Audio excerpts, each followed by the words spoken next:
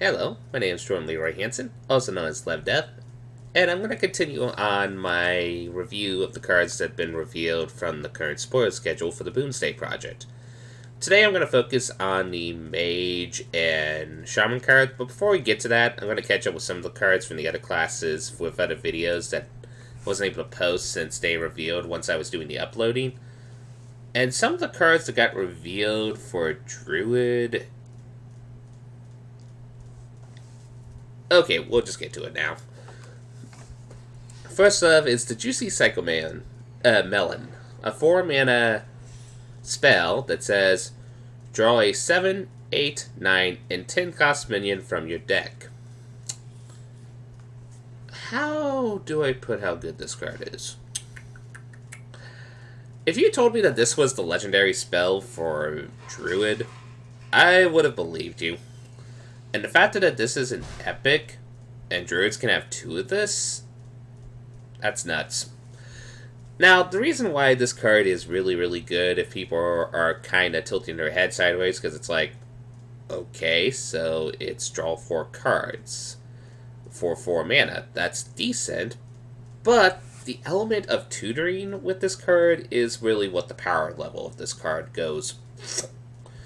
I mean, as many people have been already saying, it's a cheaper sprint. That tutors! Or I think it's Trump that did that saying, or something like that. But yeah, I think the fact that it's a cheaper sprint is a little teeny bit mute, since, let's be frank, most rogues I know prefer playing sprint on 4 anyway. I mean, if they were going to play sprint anyway in their deck, so I think this is the design team realized, yeah, if we're going to put a draw spell, I don't think 7 mana will be the most that someone would pay for a draw spell, especially with the sprint combo and all that stuff in Rogue. But that's a little side design element I just noticed, in my personal opinion. Though, I really wish this was 7 mana, since it does have the tutoring element to it. Now, obviously it's 4 manas, because then it's like, okay, so you have to wait a few turns, since it's, 7 cost minion, an 8-9 minion, a 9 cost minion, and a 10 cost minion. Now, the reason why this is absurd is because in some certain archetypes in Wild, this card's busted. I mean, for Malagos or even Togwaggle Druid, you can draw pretty much all the components of the combo just by this card alone. You draw your Togwaggle, you draw your Aslina Soul Thief, you draw your Aviana, Soul Thief, Togwaggle, and even the big guy himself that helps refresh your mana crystals. So, yeah, most combo Druid players in Wild are looking at this card and they're like, yes, I will take this without a sweat. In Standard, it'll probably see play as well, because there is some valuable 8 cost, 9 cost, and 10 cost minions that Druid would not mind drawing. At the very least, and maybe even 7 costs if we're thinking about Star Rhino, if they go into that type of archetype. But, on the bright side, at least they don't have any more 7 cost minions that are ridiculously absurd. Obvious foreshadowing here.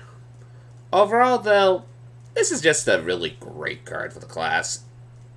I mean, we're both tilting most of the Hearthstone community are tilting their head sideways, because it's like, Druid has already been a very high power class at the moment, and the fact that they get another great epic card is really concerning for balance perspective.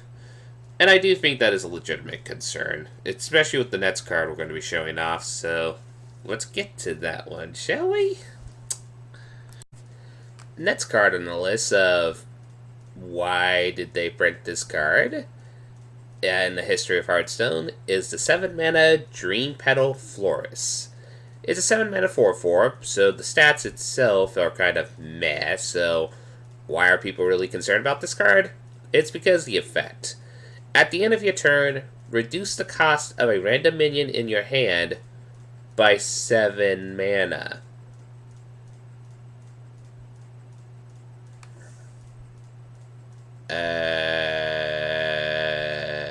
Really? This is a card.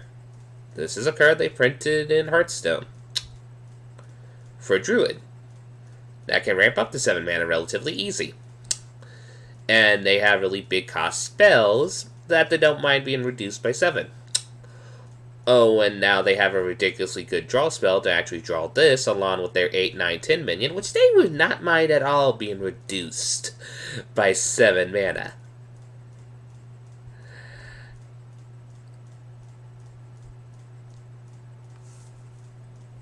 Okay, let's get to the actual review, but I think you can obviously tell that this is probably one of the most overpowered cards that they revealed. Like, maybe there's other elements I'm not observing from the design, from what we'll see from the rest of the set, that actually makes this a little bit relatively more balanced. But, the obvious combo that people are noticing right off the bat is with the previous card mentioned, the Psychomelon. It's because, okay, this is your 7-cost minion. Then your 8-cost minion with value. Then your 9-cost minion with value. Then your 10-cost minion with value. Oh, hey, one of those cards will be reduced by 7 mana, as long as you don't have any other minions in your hand. That is kind of absurd. Yeah. Now, the obvious place where this deck is going to be played in is most likely combo Druid in both Standard and Wild, since they would not mind reduced Malygos. Oh my word, I just now thought of something. They can reduce the Malygos and potentially reduce the Floop, being able to play 2 Yeah, combo Druid is going to play this card. I mean, it could... The potential con is it might break deck consistency, but... I think they will take the risk for this card. Also, it will see play in Quest Druid, no sweat about it. If you ask Quest Druid if they would want cheaper, high-cost spells to help them complete their quests a lot more consistently, yes, they'll be playing this card. I mean, the catch is it is a 7-mana 4/4, so it doesn't complete the quest by itself. But the fact that it does help reduce the cost of other minions in your hand to actually help you play them out for a lot cheaper. Yeah, this is going to see play in Quest Druid. It's probably going to be seen play. The only Druid deck that will probably not play this card is Token Druid, because mostly they like to keep their stuff at low mana cost and such. But, yeah. If there's a card that's going to be nerfed in the few months that Hearthstone does their nerf patches, I wouldn't be surprised this is on the hit list. Yeah, it is that overpowered. Especially with the combo with our current cards in the current card pool, both in Standard and in Wild. It's like... I still can't believe they printed this card. I'm legitimately being honest with you guys.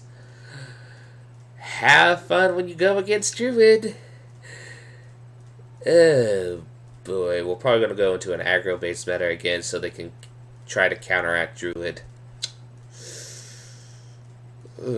Well, we'll see. It's, I guess the catch-22, if there is a con to this card, is, before I move on, is there is the factor that you do have to have the minions in your hand, and it's a slow card, so you play it. Oh, wait, I forgot. This actually synergizes with one of the minions in Kobolds that makes your end of the turn effects go off twice. This card is busted. I think that's the best thing I'm going to say. This card is busted. It will be interesting to see people play this card. Or it's going to get old very, very quick. One or the other. Also on the catch-up train is actually a new legendary neutral minion that they revealed for the Boomsday project. And guess what? Cafoon is back! In robot form. It is the Mechafoon, a 10-mana 10/10 mech. Death Rattle. If you have no hands... Sorry, I have to rephrase that. If you have no cards in your deck, hand, and battlefield, destroy the enemy hero. Translation, win the game. Huh. Now, for many people who are experiencing card games and such, some people are realizing that this is Hearthstone's take on a card in Magic, which there are two versions of, but I'm going to go with the silly version, which was the unstable version of the Cheese Stands Alone.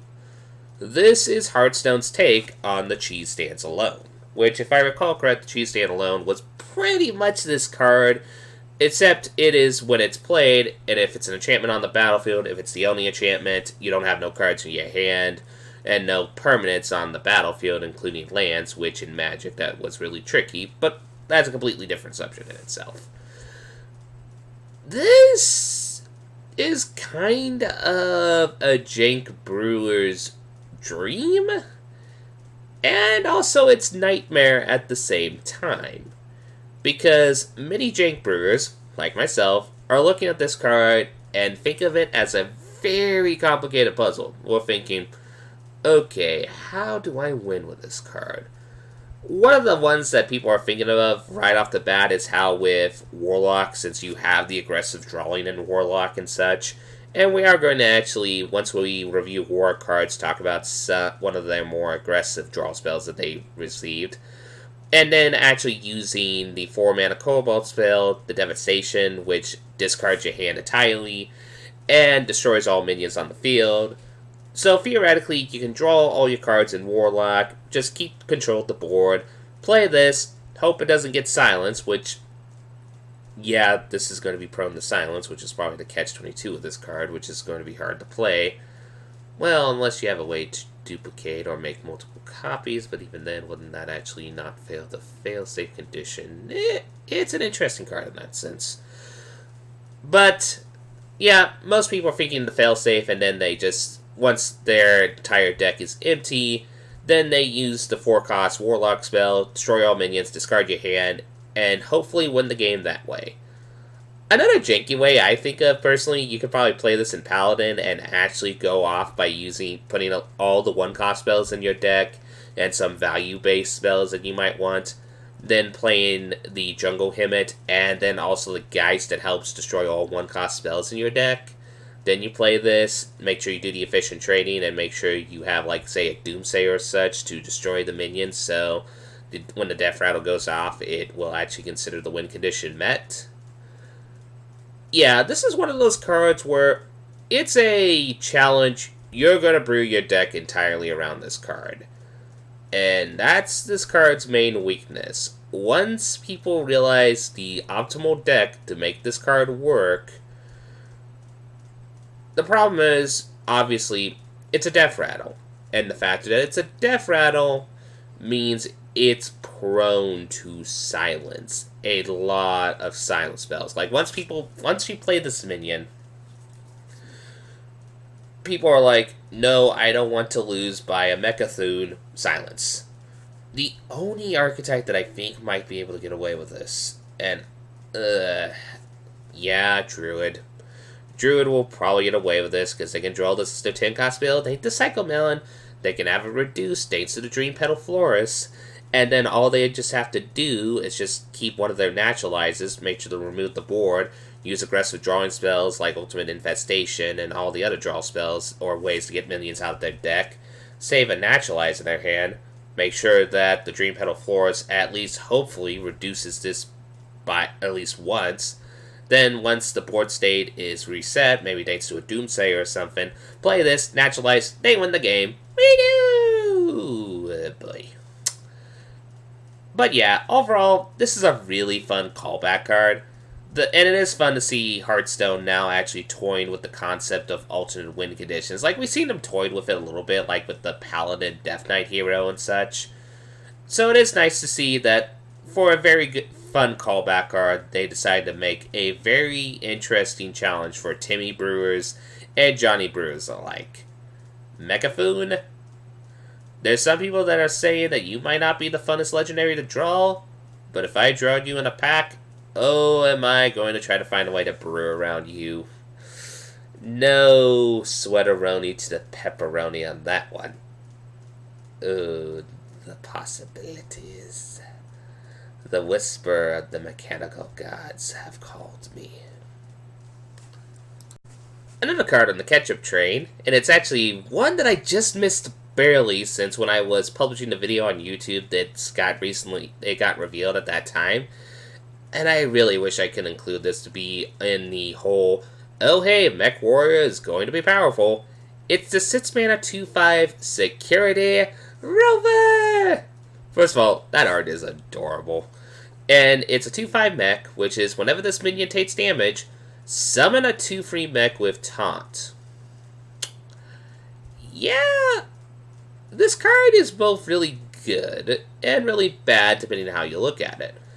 There's some people that are looking at this card and being like, so I'm spending 2 mana for a Serra chain gain that I'm hoping that I could get more than 2 out of, but if this gets removed easily, which it can, it's just going to be a 6 mana Serra chain gain. So what? I think people are forgetting the aspect that this is a mech minion, and mech minions can technically, quote-unquote, heal themselves thanks to magnetic mechs and such. So this, in theory, could be a really easy sticky mech, or even the taunts that it summoned can be very, very easy sticky mechs, which synergizes with magnetic. Also, since this is a warrior card, and we have to keep considering the fact that this can have rush, a 6 mana 2/5 that essentially I could deal 2 damage to a minion, and then summon a 2/3 mech with taunt, that's really good. It's not overpowered, but it is actually a very efficient card that I could see mech players play. Another place that they could probably see play in is Quest Warrior, maybe, because the factor that they can have a way to, in a roundabout way, try to consistently get taunts out with thanks to this card to help them complete the quest faster. But most of them I've been seeing have been playing the control variation where they use the Phantom Militia and then just spawn a lot of Phantom Militia since it has Echo to help complete the quest a lot more consistent. However, this will be a fun toy option at the very least. Will he play in MechWarrior? Probably. I mean, especially if a meta is aggressive enough, they might consider toying with this so that they can actually have the taunts to help keep them protected and such. Any other decks? Meh. Maybe Value Warrior, but that's a maybe. Overall, though, yeah, this is a good card for Warrior. It helps them, especially, it's great to see so many more damage effect minion cards in Warrior, since they've been totally being focused on that archetype with their spells and such. So, great to see this card. You'll probably see play in MechWarrior, no sweat, and maybe some fringe play in the other deck archetypes. And plus, it'll be fun to make the inevitable army of 2/3 mechs with taunt. Yay! Another card that recently got revealed as I started recording this is another neutral minion, the Arcane Dynamo. A 6 mana 3/4, Battle Cry, discover a spell that costs 5 or more.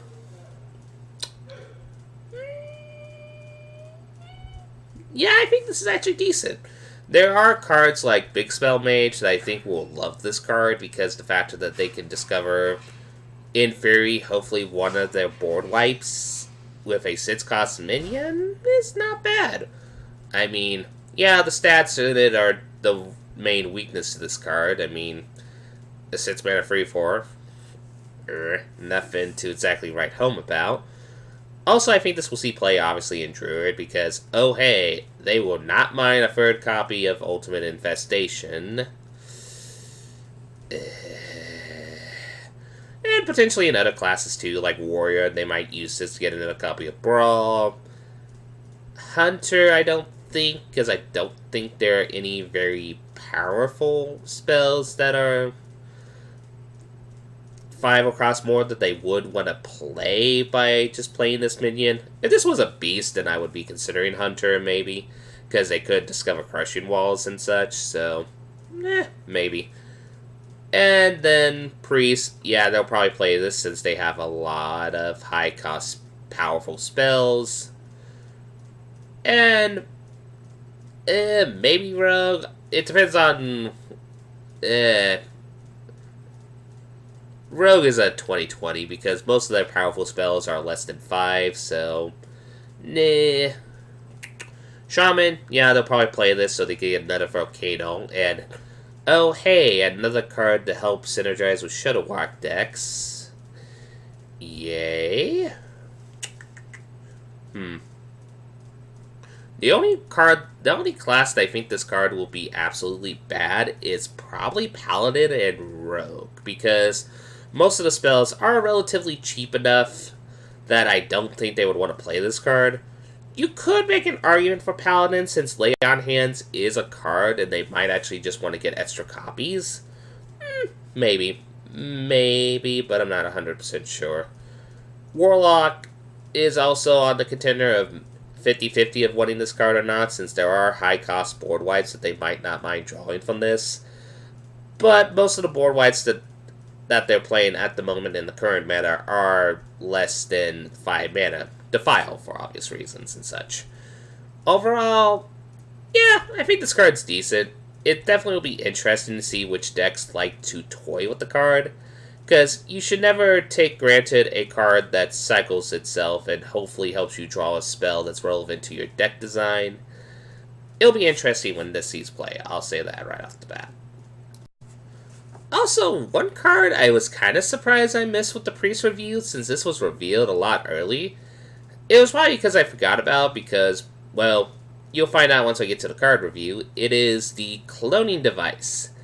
A 2-mana spell that is discover a copy of a minion in your opponent's deck. It's not amazing, and I think that's the reason why I forgot it. It's because the card itself is kind of mute.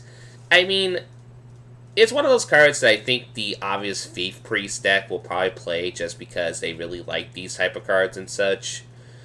But most people, we realize the optimal cost that people are willing to pay for discover a card without a minion attached to it. And that's about 1 mana, so adding an extra mana to hopefully get a specific minion from an opponent's deck, I mean, I see why they had to make it 2 mana, but it feels really bad paying 2 mana for this. Plus, there's also the fact that you do have to deal with the variance that is your opponent's deck design. Sometimes you can get a really good minion to help you counteract their minion, but most of the time they don't really play minions to counteract their own strategy unless we're in a heavy one-class meta where they have to consider putting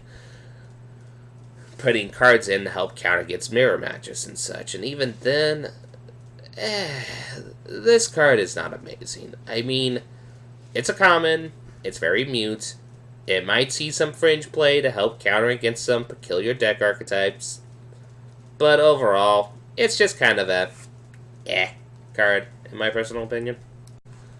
Also, a card I missed in neutral, which it's weird because mostly people remember this is a card for the set, is because of the Hunter legendary, which once we get to Hunter cards, we'll talk about it, but it's the 1 mana 0/2 Goblin Bomb. It's a mech that has deal 2 damage to the enemy hero. It's alright. I think it's one of those that's more synergistic with the legendary for Hunter than it is in general just adding the card to your deck. I mean, if Burn Priest is a thing that has a Death Rattle variation, I could see it seen play in that, especially with Reckless Experimenter and then just stuff like Leper Gnomes and Goblin Bombs. Maybe? That's actually maybe a possibility. A Reckless Experimenter variation that uses deal damage to the player spells such as Goblin Bomb, like this, and also Leper Gnome, and also like the 4 mana 4/4 taunt that when it dies it deals 2 damage to everybody and such, etc, etc, etc. And then they have stuff like Mind Blast to help finish off and such. So yeah, I could see it potentially see play in that type of deck archetype. It might also just see play in Hunter, obviously because of the legendary, but also because they do have ways to make this buffed up, like with one of their cards they have, which is like the Firework Tech, which gives the mech +1/+1 and triggers his Death Rattle. Yeah, I could actually see a play in that. And it is also, another thing to keep in mind, it is a 1-cost mech, and it's really unassuming at first because it's like, oh, it's a 0-2. I don't really have to deal with this. But it's a mech, so it can't be magnetized, so that's something to consider. Overall, I don't think it will be that explosive in the meta, but it is a nice option to try out some new archetypes, and also it's another early game mech if people really need early game mechs to help with magnetic strategies and such. Next up on the list of cards that have been revealed from the expansion to catch up for Rogue is the Onegin Blade. A 3-mana free 2, which, okay, it's Fiery War Ats with the nerfed Fiery War At stats. Okay, so it's nice to have this weapon. What's the catch? It has a Death Rattle to trigger the Death Rattle of a random friendly minion. That's actually not bad. I mean, there are already Death Rattle rogue decks that have been seeing kind of like fringe play and such. And if there's ones that actually want to trigger off hopefully specific Death Rattles, they might actually consider toying with this card. It helps them control the battlefield. Then, once they play a Death Rattle minion that's very relevant, like maybe even Myra Rotspring and such, trigger off the Death Rattle, and, oh hey, value. There's also the possibility with, like, the one Kobolds card where it actually regenerates the weapon that got destroyed recently. Yeah, that card doesn't see much play in Rogue because, well, you can obviously get your dagger back, which kind of feels bad that you get from your hero power.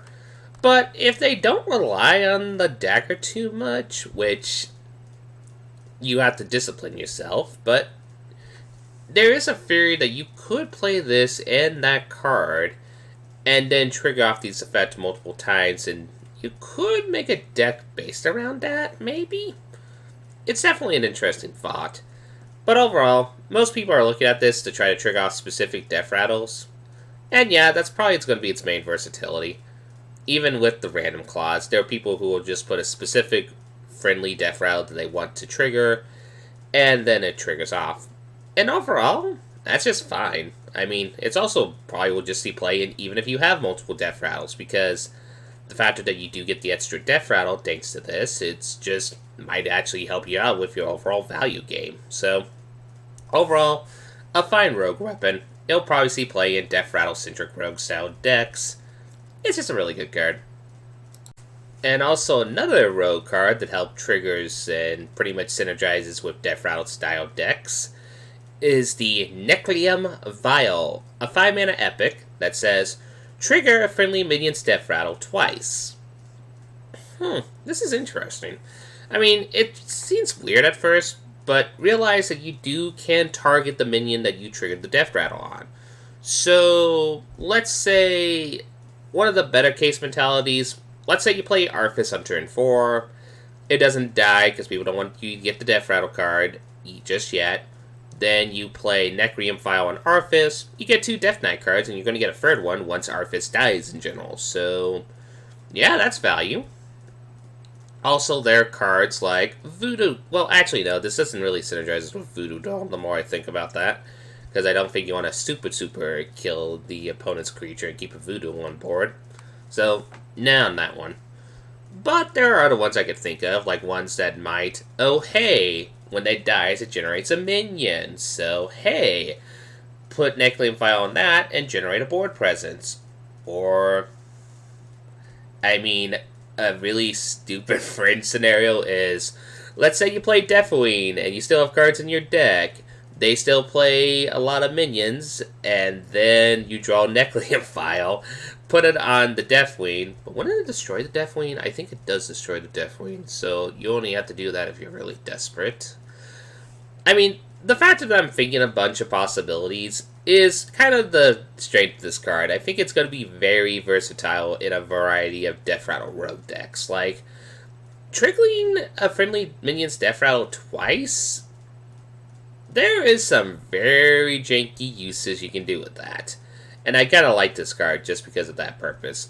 Overall, I think it's, if there is a catch, I think the factor that it costs 5 mana is going to be one of the main weaknesses. Because then in that case, I think it's just going to make people restricted to wanting to play the Death Rattle on a high-value Death Rattle minion, say like Cairn as the go-to example, or the Bone Dragon, etc., etc., etc. But if you have to, I don't think you won't mind just playing this on a loot hoarder. And oh, hey, it's a 5-mana, draw 2 cards. Technically, you're going to draw 3 cards because when the loot hoarder dies. So, I mean, yeah, there are better draw spells, but if you have to use it in that, there is the element of versatility. So overall, I think this is a fine card. I don't think it's about as powerful as the other epics we've been seeing. Well, yeah. But I think it's going to be a fun card to toy with, especially in Death Rattle decks. I can't wait to try it out. Okay, now that we finally caught up with all the cards we missed, let's get on to the mage cards that have been revealed for the expansion. And the first one is the Astromancer, a 7-mana 5/5 that has a battle cry. Summon a random minion with a cost equal to your hand size. Now, the obvious comparison here is Spiteful Summoner, a very weird variation of it. I mean, this is weird because the current mage decks in the meta are not very hand-intensive. They're more like either tempo-based, where they try to empty their hand out to do burn damage or such, or like some control mages, but even then they find ways to either draw cards using Discover and such and play them off. I mean, there are ways to make hand mage a thing. I'll say that right off the bat, especially minion-centric variations of the deck, since we have a lot of new draw spells from mage from past expansions and such that can make this possible. Though, the catch is... one thing that people have to realize right off the bat, you're never getting a 10-cost minion from this card. Because once you play it, it goes from your hand, so at most, you're going to get a 9-cost minion. Are there some powerful 9-cost minions that you don't mind on turn 7? Sure, your Serra, Sleeping Dragon, etc., etc. But you can also get stuff like Oakheart and such, which might feel a little bad. But still, if we don't go into best case mentality for 9-cost cards, if you at least get this off with, say... I think the most manageable, okay, it'll be, this is just a fine card as is if you at least can get a Sits drop out of this, because there's a lot of value-based Sits drops in the meta, and even ones that are upcoming from the expansion, so I don't think we will mind playing this for 7, and then just getting a 5/5, and then getting a Sits drop that's hopefully very value-based. Overall, it'll be interesting to see if this card sees play. I don't know if it fits in any of the current archetypes, but I have been actually toying with a hand mage deck, and many other streamers have been as well, that kind of, relies on trying to get, quote-unquote, Mountain Giant out early and such. And it's also, obviously, the popular archetype in Warlock, even Warlock, but it'll be interesting to see if this card actually kind of squeezes into that deck or such, or if it creates a new type of deck entirely. Overall, it's a fine card. It is definitely powerful in the right deck archetypes, but it's going to be restricted to some very specific deck archetypes, in my personal opinion. Next up on the list is the Celestial Emissary, a 2-mana 2/1 that has a battle cry. Your next spell this turn has spell damage +2. So, case in point, if you play this, say, on turn 4, you play this, your Frostbolt, then your Frostbolt is going to be 5 damage rather than 3 damage as usual. Yeah, I think this card's good. I mean, the fact that it's an elemental, it helps synergizes with elemental decks. And that temporary spell damage is nothing to sneeze about. Now, the catch-22 with this card is it's a 2-mana 2/1, which is alright stats. I think most people will not want to play this on turn 2, unless they are really reliant on elemental synergies and such. But most people, I think, are going to just play this later so that they can take full advantage of the spell damage effect, like either on a cheap burn spell, or maybe some other cards that have been revealed for Mage, but we'll get to those. Other than that, it's not really... I mean, the one question is, will this be play in Burnt Mage? And... I say maybe, because there's a tempting thought that if you played the variation of Burn Mage that are like control-centric and then they use Alistraza, if you have this in your hand and 2 fireballs, Or, best case mentality, you can have 2 of these in your hand, and 2 fireballs. You control the board long enough, play your Alstrauzer, and then you can finish off because play 2 Celestial Emissaries, and then at least one of the fireballs will be either at highest 10 or 8. I'm not sure if the Battlecry stack. I actually need to check that. And then you deal damage for, in theory, that's either going to be 16, which would be lethal, or 14, which would be very, very close to lethal. So, yeah, there's that. But it also might just be play in Tempo Mage, because that net spell, having spell damage plus 2, can actually just help you make like early game burn spells so you don't draw a lot better late game. Overall, I think it's a fine card for Mage.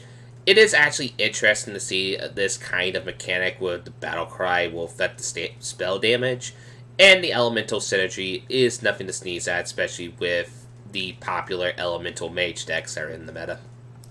Next up is a very potential power creep card, the Cosmic Anomaly, a 4-mana 4/3 with spell damage plus 2. And it's an elemental. Yeah, this is fine. It's kind of interesting to see how many mage cards are kind of going into the spell damage kind of synergy. And while people are like saying, oh, this is power creep, remember a few things. One, the card that people are talking about that's power creep over, which is the Frigid Kobold, if I remember correctly, that currently rotated out of standard. So it's not like, yeah, mage are definitely going to have the options of playing this in wild, but let's be frank, I don't think Frigid Snowball sees even playing wild, so yeah. I mean, there are better examples of power creep, and I think this is one. While it is an obvious case, I think it's very mute when you look at it from a big picture perspective of metas and such. Overall, though, this is a fine card. I mean, it's a 4-mana 4/3, so that's really decent stats. I mean, we prefer our 4/3s to be 3-mana thanks to some, but being at 4, it's not bad, especially with the elemental tag.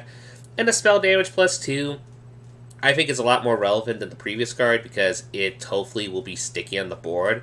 So you can hopefully take more advantage of the burn spells and such, or non-burn spells, but we'll get to that shortly.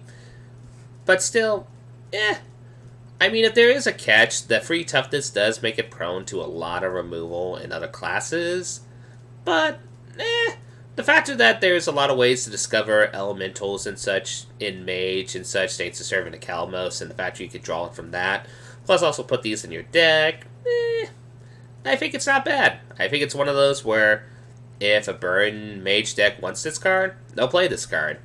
But I think it's going to be more controlled burn mage. I don't know if tempo burn mage will play this. It's an interesting thought, though.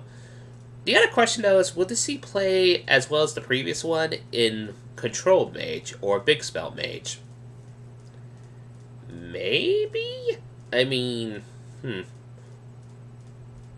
turning this on turn 9 to make one of your, like, playing this and then the 1 5-mana burn spell that deals damage equal to each creature equal to a randomly discovered spell in your deck? Maybe. It'll be interesting at the very least. But overall, this is a fine common. I mean, it's one of those where people are kind of saying, power creep, power creep, power creep. But honestly, as a person who tries to research game design and such, this is not the worst example of power creep I've seen in a while. It's a very mute one. Yeah, it's obvious, but when you see how the meta performs and such, it's just kind of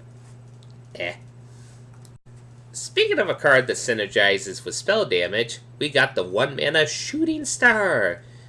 When you wish upon a shooting star, you will get the board wipe early game. Okay, music Planetside. It's a spell that does deal 1 damage to a minion, and the minion's nets to this. So, very mute when you think of this as just a very weird board wipe arcane missiles. But the fact that this synergizes with spell damage, so, like, let's say on turn 3, you play the 2-drop that makes your net spell damage +2. And then you can play a 1-mana, deal 3 damage to 1 minion and the minions adjacent to it. On turn 3, that's actually not bad against the current meta, especially with some basic mid-range and aggro decks are in the meta. Overall, I do think this card is kind of going to be either it will see play or will not see play, depending on the meta state, because, well, let's be frank, if they really want to play this spell on its base stats alone without any spell damage adjustment, you could just hero power. And then there's other board wipes that they will be playing, so... And I don't think this will see play in Big Spell Mage, because I don't think people want to accidentally, with a 5-mana spell, discover this from their deck and then deal everything 1 damage. That's just going to feel bad. Maybe in Tempo Mage, but that's a maybe. Overall, I think it's a fine arena card, and it's also going to probably see some fringe play in Constructed, depending on how the meta suits. It's just nice to see that Mage do have this option, just in case if they need to try to counter against aggro, which is a possibility in this meta, I'll say that, or at least this upcoming meta from what I'm seeing so far. But we'll see, we'll find out and see. Also, another card that synergizes with spell damage, it's the 4-mana Unexpected Results, and it has the ability for 4 mana, summon 2 random 2-cost minions. And it has a little caption there that says, improved by spell damage. So, what they're saying is, anytime you have spell damage modifiers, the minion costs that will be summoned will be higher. So let's say you have, like, spell damage 2 on the battlefield. So then when you play this, then it will summon 2 random 4-cost minions. And then when more spell damage happens, it will be 5-cost, 6-cost, 7-cost, etc., etc., etc. This is an interesting card. I don't know if you'll see play, though. It's one of those where there is definitely a case that it's very value-based, depending on how consistent you can be with spell damage, and we have options now in Mage to do that, so it's an interesting idea. Plus, it also gives Mage a way to quote-unquote big spell Mage to have minion board presence now. They might just play this along with the polymorphs, and then just with their early cost minions, make sure the spell damage centric, so then on turn 4 they can actually just cast this and hopefully get some decent stat minions. That's a possibility. The cost of this card, though, is its obvious variance. Like, it's going to be varied depending on your spell damage output. And it's also going to be varied depending on, well, the randomness. Like, you could probably, if you, best case mentality, have like 2 random 6-cost minions. Sure, there's a bunch of good 6-cost minions, and there's also some that are not so good. And then when you get higher or lower, the variation is going to be, well, very varied.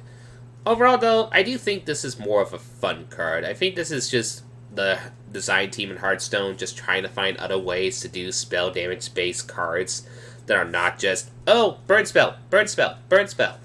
And I think that's actually very healthy design. I think it's nice that they're trying this out. And I do think this is actually a fun card. I might just toy around with this and just make a deck brewed around this card in general. Overall, though, it's a fine card. It's not amazing, but I do think the decks that want this card will play it. And, hey, what's Hearthstone without a little bit of randomness? Am I right? And the last card that currently, as of this recording, that got revealed for Mage, and it's a fun one, it's the legendary scientist, Stargazer Luna. It's a free mana 2/4, with the ability that after you play the rightmost card in your hand, draw a card. This one's just interesting. Now, most people are obviously pointing out, oh, this is top deck the card, and yeah, it kinda is. Let's say, best case mentality, you play this on turn 3, and then you're hoping, like, let's say, oh, Frostbolt, whoop. Oh, I drew another Frostbolt, Frostbolt, whoop.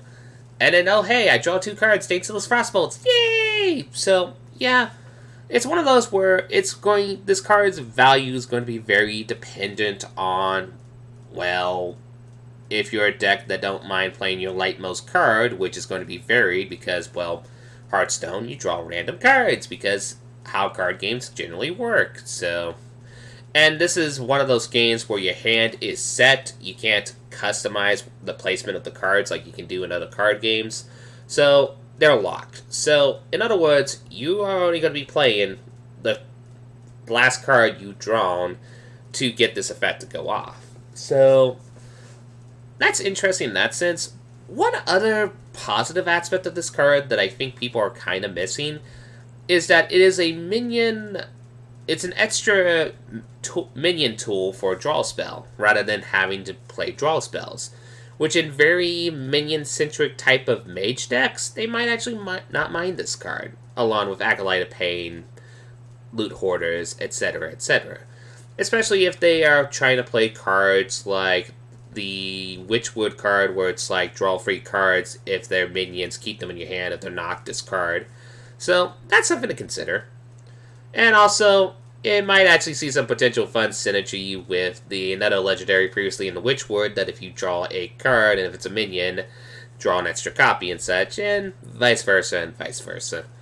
Overall, I think this is more a fun legendary than a competitively viable legendary. But if you told me, like in a few weeks, that a Burn Mage deck happens and it relies on this as one of their draw spell options, I wouldn't be too surprised. It's a fun card. It's nice. It's not totally competitive viable, but I think there are many people who do love playing the top deck games, and this is definitely a top deck game legendary of a card. Next on the list, since we got done with the Mage cards, it's now the Shaman cards. And Shaman actually has some nice, interesting tools, plus also some nice, interesting elementals. Hey, seems like both these classes are getting an elemental package. Anybody surprised? Not really. But anyway, what we get here is the Menacing Nimbus. A 2-mana 2/2, battle cry, add a random elemental to your hand. It's fine. It's one of those that I think in the popular current Shaman decks, such as Shadowwalk and such, I don't know if this will see play in those type of decks. But in decks that are trying to rely on the elemental strategy a lot more, and Elemental Shaman is a deck archetype, I can see the scene play in that. I mean, the factor is, it's 2 mana, 2/2, you draw a card. Yeah, the stats itself is kind of but the factor that you do get the card draw out of it, even though it's random, like, and there's the aspect of it that is going to be varied in power level based on its, like, years of expansions and such. Like, in the current expansion, we have a lot of elementals. Some of them great, some of them not so great, so you do have to keep in mind that you probably will get some bad elementals from this. But let's say once the year of the Mammoth rotates out next year with whatever the year is of the next year of the rotation, this card might actually be a lot better. Brain fart. A lot better, since our current elemental pool of creature minions will get a lot shorter. Which then means maybe hopefully more value-based elementals that you could probably draw from this. And that is also dependent if Shaman does get some powerful elementals in this expansion. And, well, let's just say they got a few. Overall, it's a fine common. Most likely we'll see play in Arena, and we'll probably see play and constructed in the specific elemental decks that want to play this card. Next off is Eureka for Shaman, a 6-mana spell that is summon a copy, keep that in mind, copy, of a random minion from your hand. This card is very undervalued at the moment. I think this card is a lot more powerful than people are giving it credit for.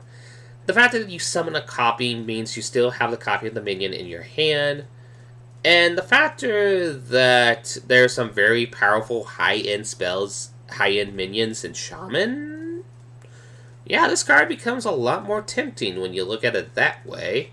Also, obviously, Malygos Shaman, because yes, Shaman does have the burn spells, and playing this on turn 10, hopefully getting the Malygos, and then all your burn spells in Shaman to hopefully do a big burst damage. Yeah, that's a no-brainer. Malygos is getting quite of a buff because of some cards in this expansion. But I do think this is also just good in a big Shaman-style deck. I mean, getting a 6-mana copy of your Serra in your hand? Not bad. 6-mana copy of Lich King in your hand? Not bad. I mean, the list can go on and on of value-based minions. I mean, heck, if you could actually pull a copy of Deathweed from your hand with this on turn 6, that is freaking hilarious. Overall, this one's not really a lot to talk about because the effects themselves are very, like, no-brainer. Like, a big shaman will probably play this. It'll be interesting to see if this sees play in some other shaman decks. I don't think so. Or if a new archetype will be created because of this card. I don't think so. But I do think this is a fun card. But be very, very, very, very, very cautious of playing this. You only want to play this in Big Shaman. Because paying 6 mana to get, say, I don't know, a Firefly is going to feel really, really bad. Another card revealed for Shaman is the Voltaic Burst, a 1-mana overload 1 spell that has summoned 2 1/1 sparks with Rush. Okay, the obvious play that people are thinking of right off the bat is like, isn't this technically a worse Called Arms? Or not Called Arms, it's the Lost... It's the 1-mana Paladin spell that summons 2 1/1 Silver Paladins or Silver Recruits and such. And overall, there is a buff to this, the fact that these minions are elementals, plus they also have Rush. But I do think this card is a lot more powerful than people are giving that credit for. Yeah, the fact that it's Overload 1 kinda sucks, don't get me wrong. But the fact that they do get Rush is very relevant, especially if you do have to use it for early board control. And then people are like, well, doesn't this card get worser the later you play it in the game? In some senses, yes. In some senses, no. I think in some senses, it's actually going to be a lot more playable later games, since this can actually synergize with cards like Flame Totem or Direwolf, etc., etc., etc. And there are even elemental cards that might actually be very synergistic with this card. We'll get to that. But also, this might even see potential play in, say, Overload Shaman, which is an archetype. I mean, it helps them control the board state, it helps them feed their Overload, which then helps them get out their Snow Giants a lot more quicker. Yeah, I think this is a card that people are going to unassume because the power level of the card looks pretty bad when you compare it to other cards. But I do think there is some use out of this little spark. Especially synergized with the Nets card. And boy, does the Nets card synergize with this card a lot. Speaking of a card that synergizes well with that 1-mana Overload card, it's the 4-mana Thunderhead. It's a 4-mana 3/5 elemental that after you play a card with Overload, summon 2 1/1 sparks with Rush. Yeah, that 1-cost spell doesn't look so bad now, does it? Yeah, this card's absurd. It's actually a really cool card designed for Shaman. Because now, seeing that now all their Overload spells now have the ability to summon 2 1/1 with Rush and actually use them for more control, to help control the battlefield and such, is really cool. The only Overload card that this doesn't synergize well with is, I would say, Volcano for, well, obvious reasons. Because, yeah, if this minion dies before the spell gets resolved, then yeah, you're not going to get your little 1/1 sparks, I believe, so yeah. But there are other Overload cards. There's Lightning Storm, there is the 0-mana one that deals 2 damage, etc., etc., etc. So, it'll be interesting to see if Token Shaman actually makes a return because of this card. That might be a possibility. Plus, it's an elemental, so it synergizes with elemental decks. Yeah, this card's just fine. It's a really, really good card.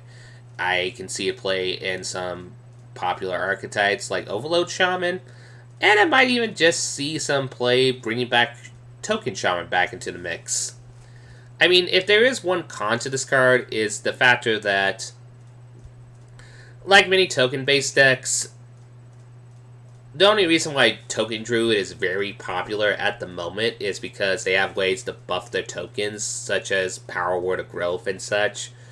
Or not Power Word of Growth, one of the one that's 2 mana choose, summon a free 2, or give your minions +2/+2. Druid has a lot of ways to buff up their minions. Shaman, at least if my current understanding is correct, doesn't. So, yeah, that might be a problem. Especially with removal like Defile and such. But I definitely want to try Token Shaman out, especially with this card. It looks like it's going to be a blast to play. Next up, a spell for Shaman, and it's an elemental again. Wow, we are getting a lot of elementals. It's the Storm Chaser, which actually is very thematic with what is the lore of this set, which is, oh hey, these elementals are helping the meteorology department out, which is really cool. But anyway, it's a 4 mana free 4 elemental, and as the battle cry, draw a spell from your deck that costs 5 or more. This card's really good. I mean, it's one of those where the stats are alright on it. It's not great, but it's alright. But the fact that you can draw a very specific card from your deck that costs 5 or more, that's nothing to sneeze at. Like, Overload Shaman might want to play this, because then they can draw their 7 cost Ruby, or not Ruby Spellstone, the Sapphire Spellstone. There we go. They could pull their Sapphire Spellstone as early as turn 4, then use all their Overload spells, and then actually get it powered enough so that when they do the Stone Giant combo, that's actually pretty cool. Also, it's just good for maybe control-based Shaman decks, because then they can draw their Volcanoes, or even some very valuable high late-game spells that they have. So, that's a possibility. Yeah. This is a really good card. I mean, it's very obvious that it's probably only going to see play either in a combo deck or control Shaman decks. I don't know if this will see play in Shadow Walk. Maybe? I don't think so. It'll be interesting to see if it sees play in Shadow Walk. Overall, though, this is a fine addition to the Shaman library. It's a great card. Cards that tutor for cards from your deck, it's nothing to sneeze at. Plus, honestly, he kind of looks a little cute, in my personal opinion. And last, but certainly not least, is the legendary scientist that Shaman got. The 3 mana free elemental, Electric Storm Surge. Battlecry, your net spell this turn cast twice. This is an amazing card. I mean, I am so excited to play this. I mean, the obvious synergies are there. Like, it's a 3 mana free elemental, so if you play this in elemental decks, it will be very nice. But there's also just other little synergies. Like, as you've seen with the previous cards in Shaman, there are cards like the Thunderbreaker, which is when anytime you play an Overload spell, you get 2 1/1 minions. Now imagine playing Electric Storm Surge, playing an Overload spell, and then now getting 4 of those.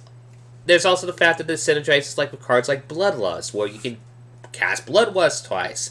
I mean, heck, even if you want to, you could cast, say, Evolutionary Weep twice if you want to. Or, like, or maybe even casting Sapphire Spellstone twice. That will be awesome.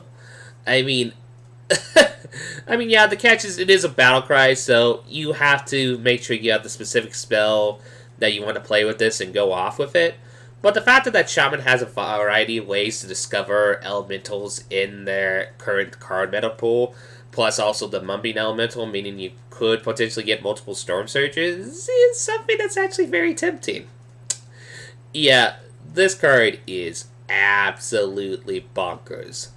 Now, the question is, will any deck want to play it? Will this see play at Shutterwalk?